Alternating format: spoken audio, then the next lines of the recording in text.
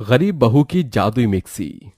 बहू, ये क्या बनाया है? इसमें तो ठीक से मसाले भी नहीं डाले हैं तुमने। अरे माँ जी, मैंने तो मसाले सारे ही डाले थे, लेकिन पता नहीं क्या सब्जी में स्वाद ही नहीं आया। ले जाइए बकवास सब्जी, कितनी बार कहा है कि मसाले पीस कर डाला कर, ऐसे पाउडर वाले मसालों से खाना अच्छा नहीं बनता।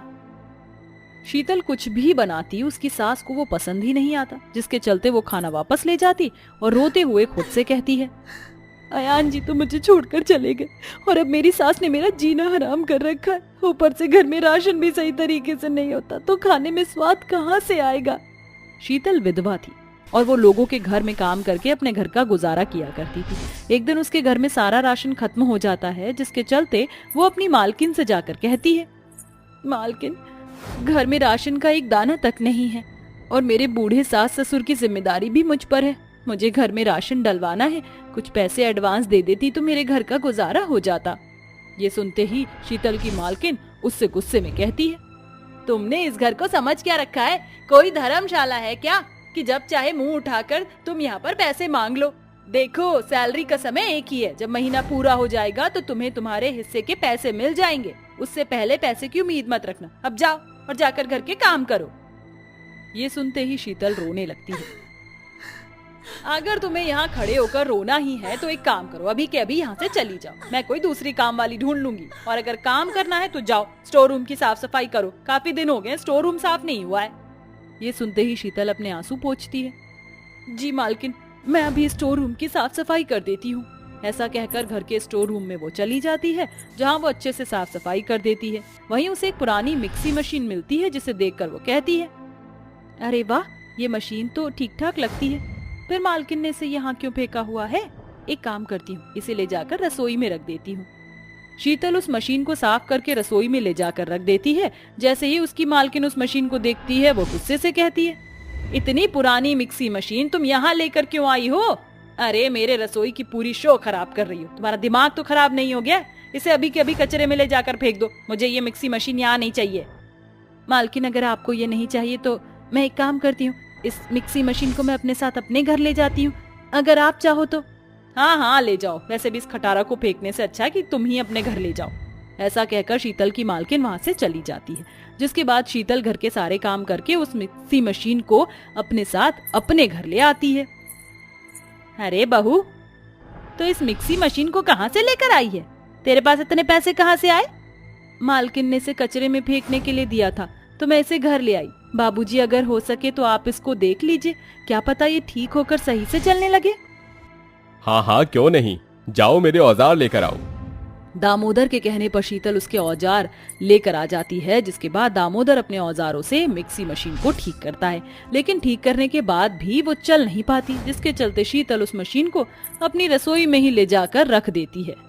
क्या क्या सोचा था मैंने कि इस मशीन से अच्छे अच्छे मसाले पीसूंगी, लेकिन अफसोस ये मशीन तो चलती ही नहीं है। कोई बात नहीं, मेरी रसोई में रखी हुई है मशीन, मेरी रसोई की शोभा ही बढ़ा दीजिए। चलो, अब मैं कुछ खाने के लिए बना देती हूँ। माँ और बाबूजी भी भूखे ही बैठे हैं सुबह से।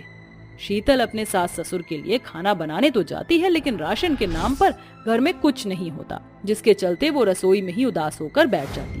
तभी अचानक से मिक्सी मशीन के अंदर से आवाज आती है और उसके अंदर से खाने की कई सारी वैरायटीज बाहर निकल आती हैं।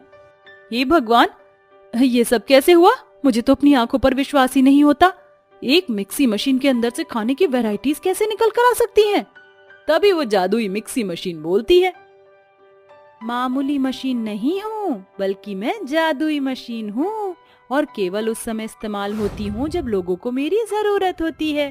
जैसे कि मुझे आज लगा कि तुम लोगों को मेरी जरूरत है, इसलिए मैंने अपनी जादू का कमाल दिखाया। शीतल को अपनी आंखों पर यकीन नहीं होता, लेकिन फिर भी वो जादुई मशीन का भरोसा करती है। वो खाना अपने सास ससुर को ले जाकर खिलाती है। इतना स्वादिष्ट खाना खाते ही उसकी सास उर्मिला कहती है, अरे वाह बहू, तूने तो कमाल ही कर दिया, बहुत स्वादिष्ट खाना बनाया है तूने, मजा आ गया। ऐसा खाना तो मैं कितने समय से खाना चाहती थी। आज पता नहीं कितने दिनों बाद मैंने पेट भरकर खाना खाया है। ऐसे ही रोज अच्छे अच्छे पकवान बनाया कर।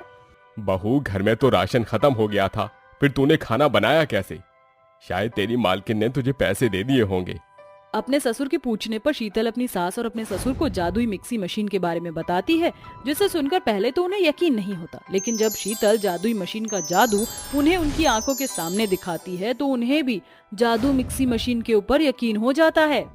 हमारे तो भाग्य खुल गए जो हमें ये जादुई मिक्सी मशीन मिली है। इससे तो जो मांगो वही मिल जाता है।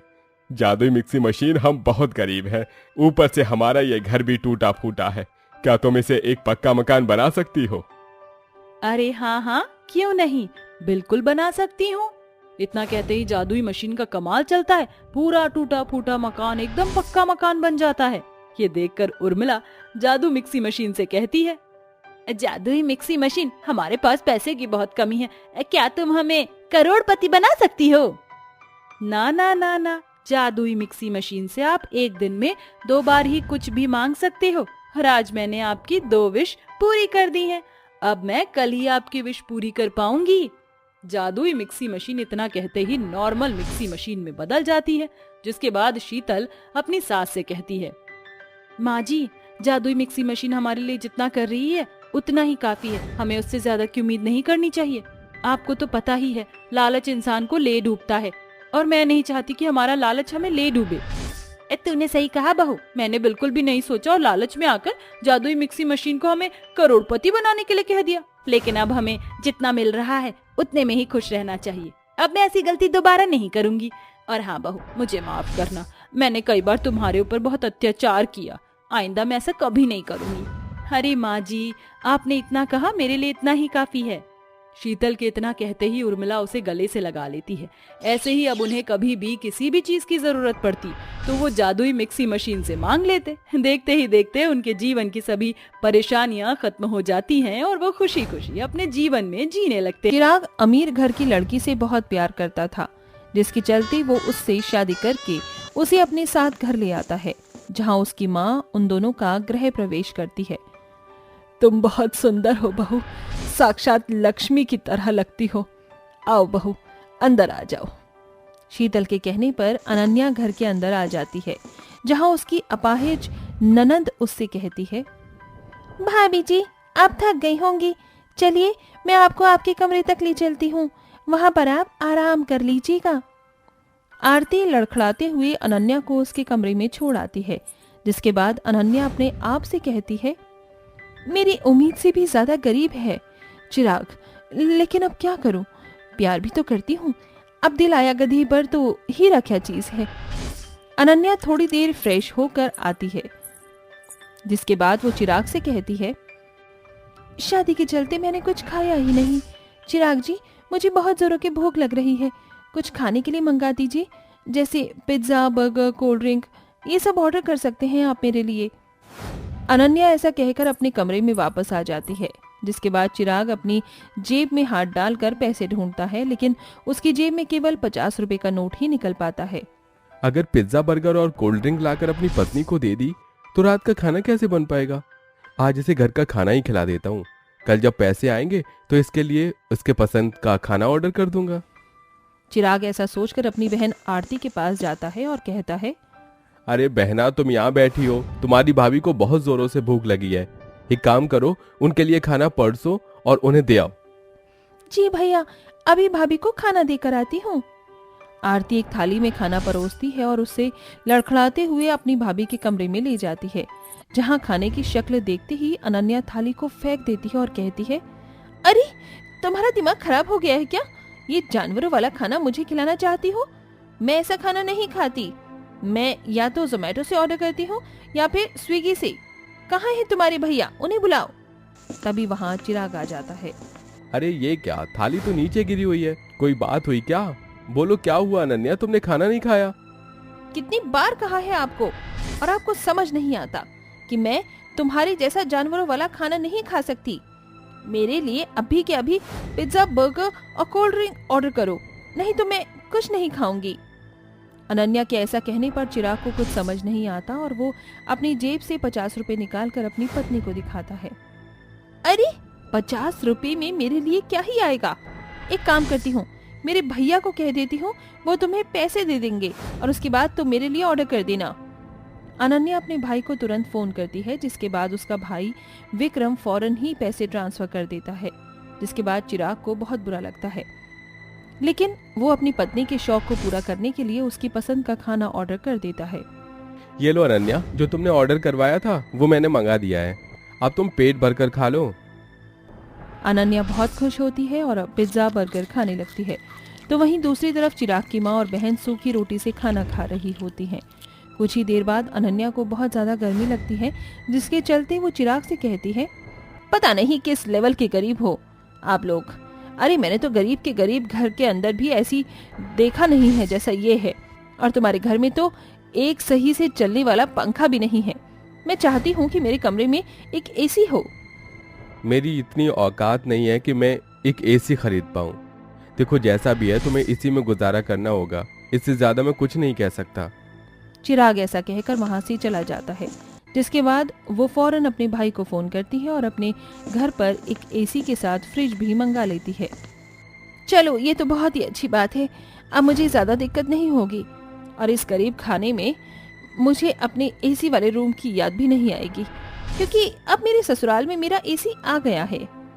अनन्या एसी की हवा खाकर बहुत खुश होती है, जिसके बाद वो फ्रिज से ठंडा पानी लेकर पीती है और ये सब शीतल देखकर कहती है, अरे बहू इतना ठंडा पानी मत पी, कहीं तेरा गला खराब ना हो जाए। तुम जैसों को गला खराब होता होगा क्योंकि तुम कभी ठंडा पानी नहीं पीते। हमारे तो बचपन से ही ऐसे शौक रहे हैं जैसे कि हमारे आगे कोई है ही नहीं। अब ठंडा पानी ही तो है, इसमें कौन सी बड़ी बात हो गई। चलिए माँ जी, अब ज्यादा मत सोचिए। ये सुनकर शीतल को बहुत अजीब लगता है, लेकिन वो कुछ नहीं कहती। कुछ ही देर में अनन्या अपने कमरे में बहुत ज्यादा बोर होने लगती है, जिसके चलते वो अपने पति से कहती है, इतना खाली खाली से लग रहा है मेरा कमरा, देखो ना, आपको नहीं लगता कि आप बताओ यहाँ किसी चीज की कमी है? मेरे हिसाब से तो किसी चीज की कमी नहीं है। सोने के लिए बिस्तर है, हवा के लिए पंखा है और अब तुमने एसी भी लगवा लिया है। अब किस चीज की कमी है? और देखो तो यहाँ तो ठंडा पानी पीने के लिए फ्रिज भी है। मैं सारे दिन बोर हो जाती हूँ। मेरे मायके में तो कितनी बड़ी एलईडी थी, वही बड़ी वाली स्क्रीन पर मूवी देखने में बहुत मजा आता है। मैं चाहती हूँ कि वैसा ही कुछ हमारे कमरे में भी हो। तुम्हें पता भी है बड़ी स्क्रीन टीवी कितना महंगा आता है। इतना खर्चा करना मेरे बस की बात नहीं। तुम्हारे शौक तो दिन प्रतिदिन बढ़ते ही जा रहे हैं। ये सुनते ही अनन्या को गुस्सा आता है और वो गुस्से से कहती है, अरे बोल तो ऐसे रहे हो जैसे मेरे सारे शौक तुमने ही पूरे किए हो। अरे मेरे माता पिता और मेरे भाई ना होता तो इस घर में ना तो एसी आता ना ही फ्रिज। ये सुनते ही चिराग को बहुत बुरा लगता है, जिसके बाद वो बिना कुछ कहे वहां से चला जाता है। कुछ ही देर में अनन्या अपने माता पिता को फोन करके अपने घर पर बड़ी स्क्रीन टीवी भी मंगा लेती है। ये सब देखकर चिराग से बर्दाश्त नहीं होता और वो अनन्या से कहता है, जब से तुम इस घर के अंदर आई हो तब से ही किसी न किसी चीज का तुम्हारा शौक रहा ही है। तुमसे शादी करने से पहले ही मैंने तुम्हें सब बता दिया था कि मैं तुम्हारे कोई शौक पूरे नहीं करवा सकूंगा, लेकिन अपने माता पिता से कहकर तुमने ये सब सामान मंगाया और अपनी ख्वाहिशों की पूर्ति की, क्योंकि मैं इस लायक नहीं हूँ। इसलिए मैं कहता हूँ कि अब तुम अपने आगे की जिंदगी भी अपने माता पिता के साथ ही गुजारो, क्योंकि मेरी इतनी औकात नहीं कि मैं तुम्हारे सारे शौकों को पूरा कर पाऊँ। ये सुनते ही अनन्या के पैरों तले जमीन खिसक जाती है, जिसके बाद उसे अपनी गलती का पछतावा होता है और वो रोते हुए अपने पति से कहती है, आपने बिल्कुल सही कहा, मैं कुछ ज्यादा ही अपने शौक को लेकर ऊपर ध्यान दे रही थी, जबकि मुझे आपके और आपके परिवार के ऊपर ध्यान देना चाहिए था। मुझे गरीबी में भी अपने सारे शौक पूरे करने थे, लेकिन आपने सही वक्त पर मुझे सही बातें बोलकर समझाया। मुझे माफ कर दीजिए, मैं आज के बाद ऐसा दोबारा कभी नहीं करूंगी। मैं आपसे बहुत प्यार करती हूँ, आपको छोड़ भी नहीं सकती। अनन्या के मुंह से ऐसी बात सुनते ही चिराग उसे गले से लगा लेता है, जिसके बाद अनन्या अपनी अमीरी का घमंड छोड़कर अपनी सास और ननद के साथ मिलकर घर के कामों में हाथ बटाना शुरू कर देती है और उनके साथ खुशी खुशी रहने लगती है।